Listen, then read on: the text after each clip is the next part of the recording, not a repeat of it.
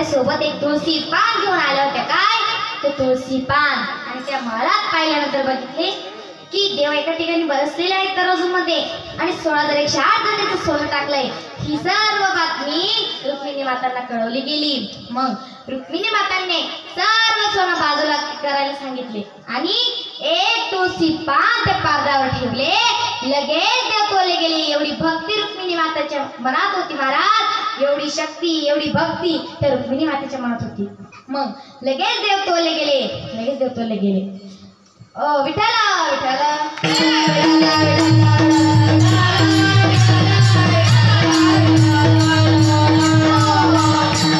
तुळशी पात्र पारडे ठेविता माधव झाला बरोबरीचा. ओ महाराज भगवंताला जर तुळस एवढी प्रिय असेल तर मग आपल्या तुळशीची माळ गळ्यात घालायला काय हरकत आहे महाराज. काय हरकत आहे. म्हणून तुळशी माळ गळा गोपी चंद्र टिळा हृदय कळवा वैष्णवांचा विठ्ठला.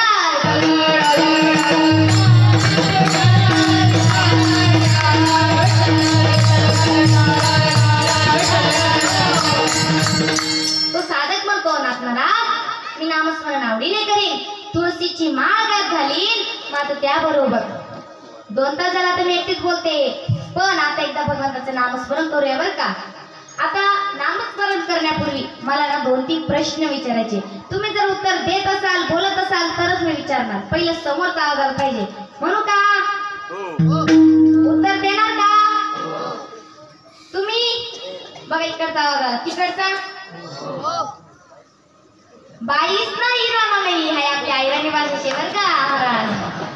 बाईस की म्हणा मग मला नाव माया सोड म्हणच्यात ना आम्हाला पियानो पडेल का ते माली बेस बरं का जराशी थोडी आईराणी भाषा. आता मालेच सांगा की किती लोकांनी काय तुळशीची माळ गळ्यात घातली आहे वरती हात करा महाराज. हा थोडेफार दिसत आहे. कॅमेरा तिकडे फिरवा. दिसतील की आमच्या गावात किती तुळशीची माळ गळ्यात घातलेल्या आहेत. वरती हात करा. ज्याने नाही घातली त्याने हात नका वरती करू नाही तर आपला मी फोटो असं नको व्हायला. खाली करा खाली करा. आता किती लोकांनी कपड्यावर गोपीचे आणलं नाही वरती हात करा महाराज. एकही दिसा नाही. कुंकू आल्या बाया कुठे गेला? वरती हात करा की मग. एकच बाईचा हात वरती 2 3 4 बापरे एवढ्या बायका मी. आणि चंदन गंध दाखवा बरं वरती हात करा. बापरे बाबांची तर लाईनच लागली इथं. मग बाया का नाही लावतो महाराज? कुंकू तर लावता ना मग वरती हात करायचं ना. अजून एक प्रश्न विचारते महाराज. किती लोक पंढरपूरच्या वाऱ्या करतात? वरती हात करा. बाया दिसताय बरं का थोड्याफार दिसताय 4-5. आणि इकडं पण पंढरपूरच्या वाऱ्या करणारे आहेत बरेच लोक. खाली हात करा खाली हात करा. आता मला सांगा पोरांपैकी आता माणसांनी आणि बायांनी काहीच बोलायचं नाही. आता मुलांसाठी प्रश्न. मुलं कुठे आहेत? तिकडं पाहू जाऊन बसले मला ऐका पोरांनो. तुम्ही दररोज सकाळी आपल्या आई वडिलांचं सकाळी सकाळी दर्शन घेता. किती पोर घेता? वरती हात करा. बघा आपल्या मुलांकडे बघा. बघितलं का? फक्त एका मुलाचा हात.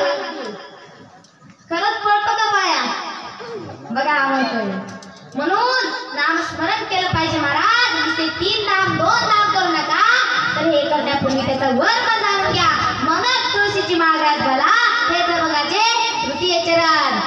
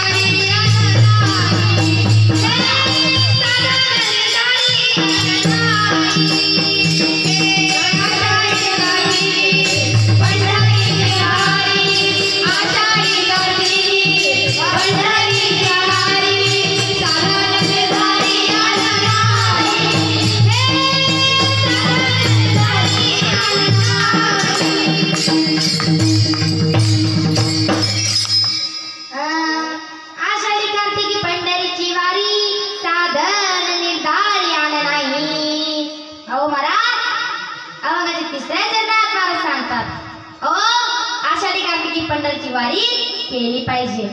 मग तत्पूर्वी आता सगळ्या बायांनी वरती हात करा आणि बाबांनी पण करा आणि बायांनी पण वरती हात करा. सर्वांनीच करा. वरती हात करा की दोन्ही. हा चांगलं वाटतंय. जरा मी आता भजन घेणार आहे. जरा जपून हात वरती करा बरं का. नाही एखाद्या खिशात हात घालेल. केलं का जपून हात वर. हा मग जरा फोटो तिकडं फिरवा बरं का. हा सर्वांचे हात दिसले पाहिजे. म्हणू का मग भजन.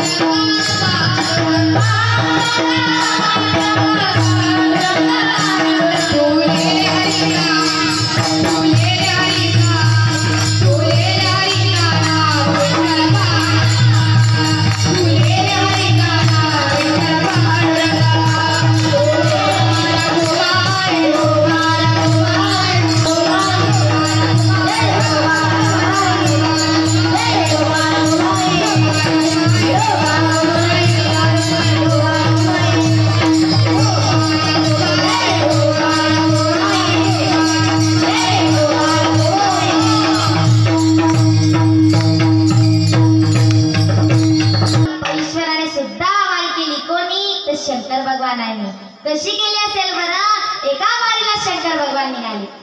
मग पार्वती माता म्हणाल्या प्रभू मला पण यायचं मला पण यायचं. आता तुम्हाला तर माहितीच आहे पुरुष मंडळींना की स्त्री हट्ट हा पूर्ण करावाच लागतो. मग पार्वती माता म्हणाल्या मला यायचं म्हणजे यायचं. मग शंकर भगवान म्हणाले अगं पार्वती तिथे खूप गर्दी असते जरा समजून घे. कशाचं समजून घ्यायचं. पार्वती माता तर काय ऐके ना. पार्वती माता म्हणाले मला यायचं म्हणजे यायचं. मला तुम्हाला माहिती स्त्री हट्ट हा पूर्ण करावाच लागतो. हे दोघे जण निघाले. मग असं घरातून पाऊल नाही बाहेर टाकला तोपर्यंत आतून आले ठेली घेऊन गणपती बाप्पा. महाराज गणपती बाप्पा म्हणाले मला पण यायचं मला पण यायचं. आता शंकर भगवंताने तर डोक्यालाच हात लावला.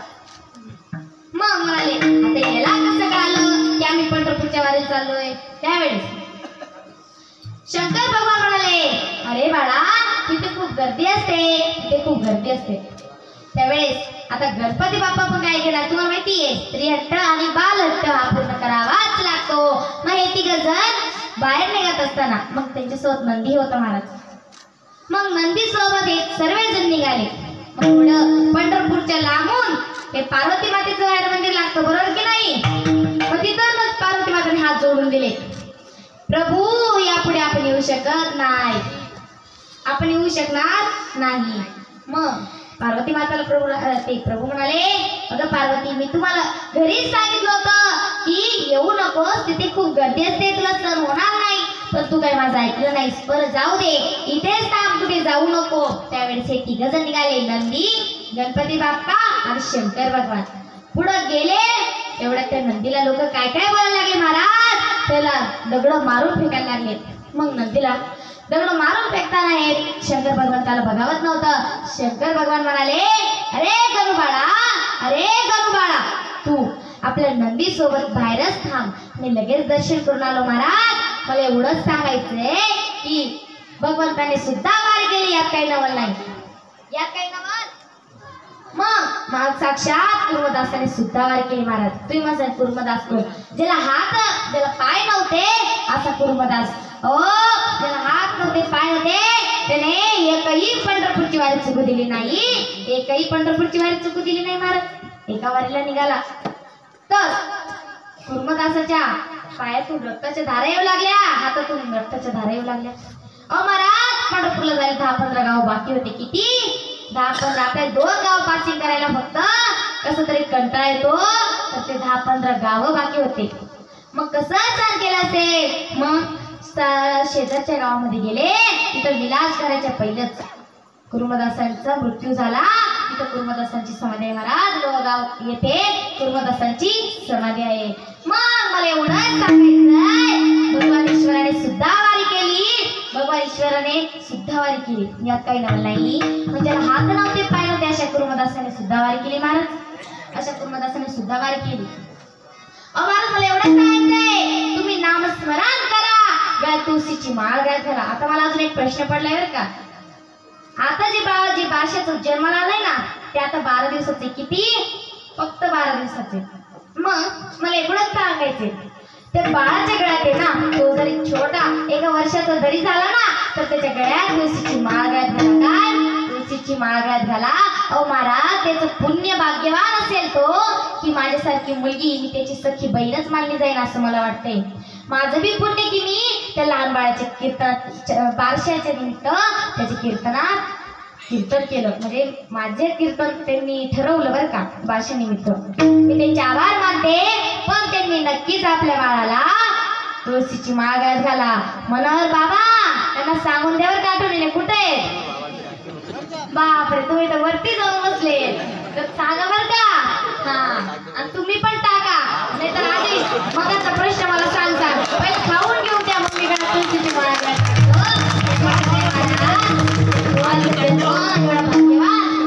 सखी बहीण आहे म्हणून सांगत आहे महाराज. त्याला तुळशीची माळ घाला, तुळशीची माळ घाला.